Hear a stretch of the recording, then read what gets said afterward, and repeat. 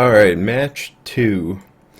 And again we have a tough decision. We're on the draw here against an unknown opponent, and this hand is not that exciting. Remand Think Twice is good in the 2-drop slots. Cryptic Command, Torrential Gearhulk is good for the late game, and Snapcaster is good for bridging the gap wherever it's needed. But 2 lands is even fine with Think Twice and Remand. The problem is we don't have a Bolt or a Path or a Helix, and we're on the draw. So I decide to keep this, but I think it's wrong. I think this is a mulligan on the draw against an unknown opponent. This hand's great against some opponents, but an unknown opponent, I would lean towards mulliganing this being correct. I decide to keep though.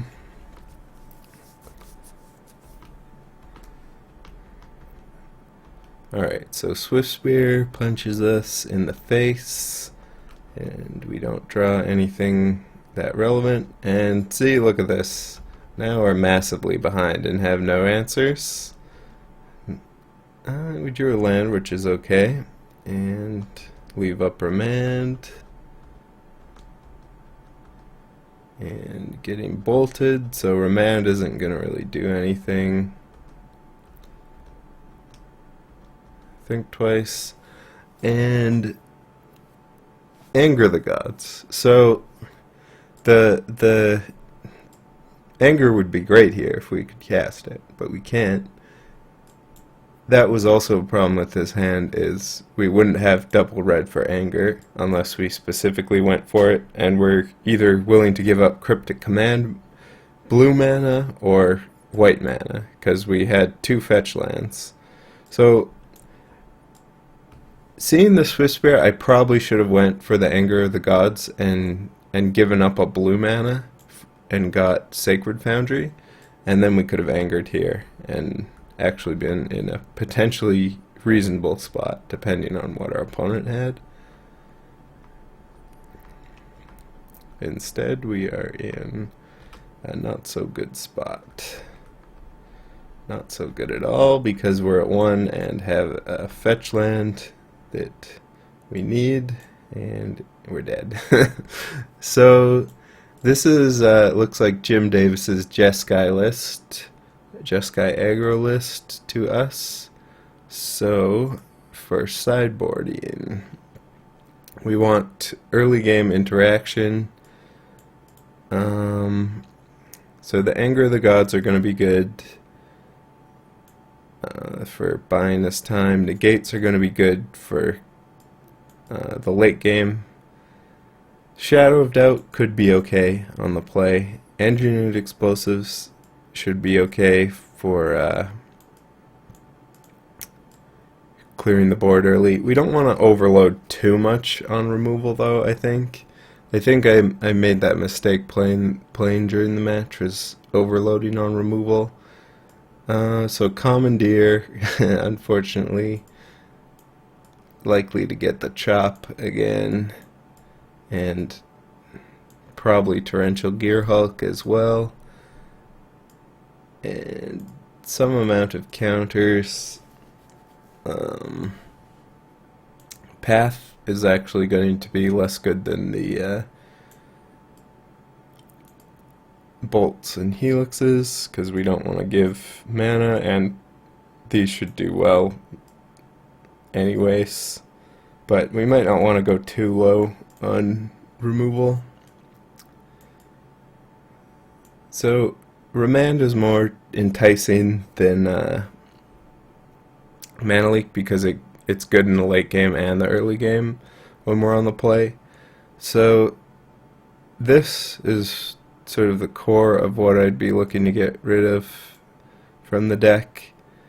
I think I ended up over sideboarding in removal, but I'm not even sure if relics are actually good if our opponent has Snapcaster. If they don't, or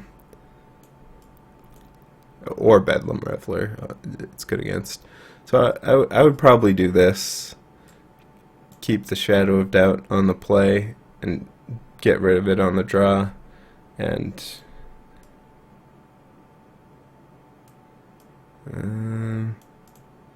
probably keep in one Torrential Gear Hulk. So we have 7 out and 7 in. Alright. So for game 2, and we have a perfectly acceptable hand. Start off with Serum Visions, find another path, and it looks like, see, we kept in our paths. Already I don't want this many paths, so I think that was a mistake, and decide to keep Sphinx's Revelation since we're so well stocked for the early game.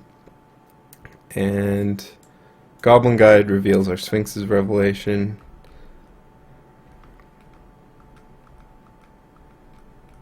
And we're not planning on pathing anything yet. And Dispel's a great pickup.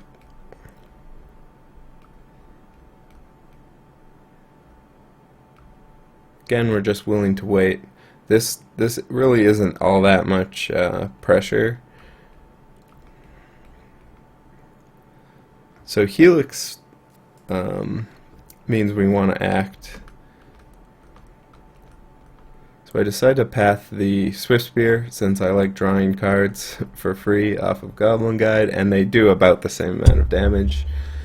And even decide to dispel the Helix just because our mana is going to be so tied up in future turns. And here I decide to present a threat to block Goblin Guide and go for Serum Visions, but we get Spell Snared, which was a downside to not having Dispel there. But again, we're really stocked for the late game with this hand.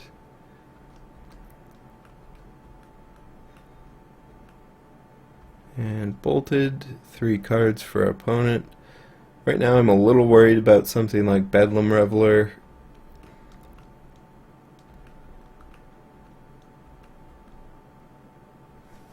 And draw another Cryptic, which is great, because now we're not all in on the Sphinx's Revelation.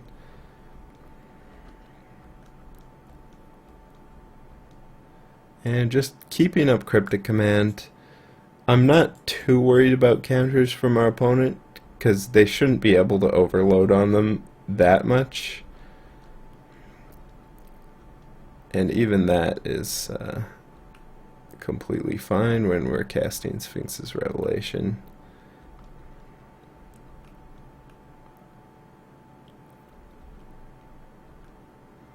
So we still have Cryptic, which puts us in a great spot.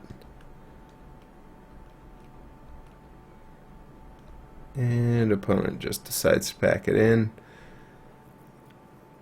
which is fine by me. So game 3, I think we shaved some of our removal for a bit more value, and there's a lot of value but not a lot of lands. And there's a good start. Starting hand, we keep a land on top so we can get up to Electrolyze. And just bolt the Swift Spear.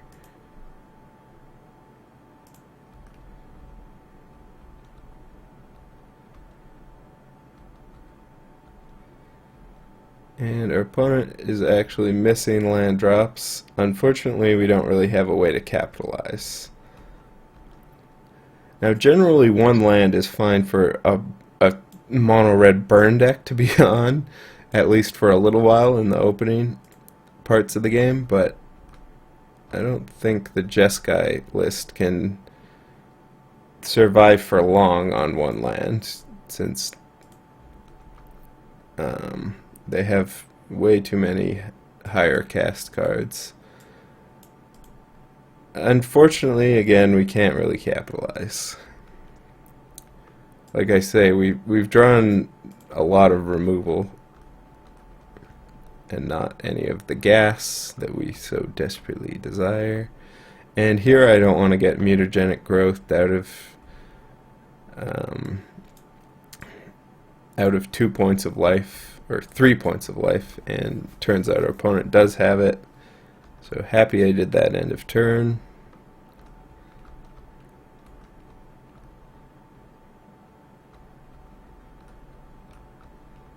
And again, fine just taking a little bit of damage to get some value off engineered explosives, because even though our opponent was stuck on lands, now that they've drawn out of it, we're going to be in a bit of trouble here because we didn't have any pressure, and now we're flooding a little bit. So here I make a nice play of casting engineered explosives on 2 for 3 mana to play around Spell Snare, which is highly possibly in our opponent's hand since we saw it in game 2. So 2 counters, but can't get spell snared.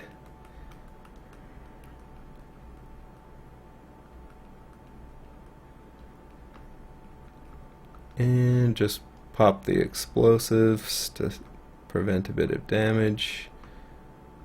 And then anger.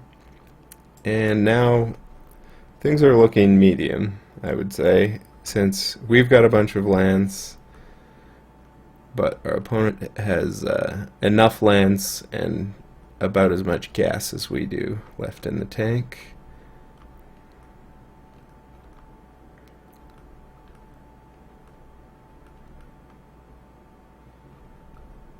So it turns out looks like our opponent did actually have the spell snare, and it gets a helix.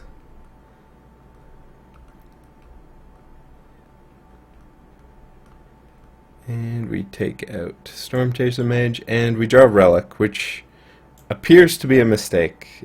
Apparently there's no benefit to having Relic, and it's just hurting us, because our opponent has not played any Snapcaster Mages or Bedlam Revelers. And here we go for what appears to be a reasonable block, since we happen to have drawn a Bolt. So this is kind of a blowout, except our opponent had Spell Pierce. So we could have played around that by just bolting immediately, and then things would have went way better. And land is not a good draw. Another land is also not a good draw.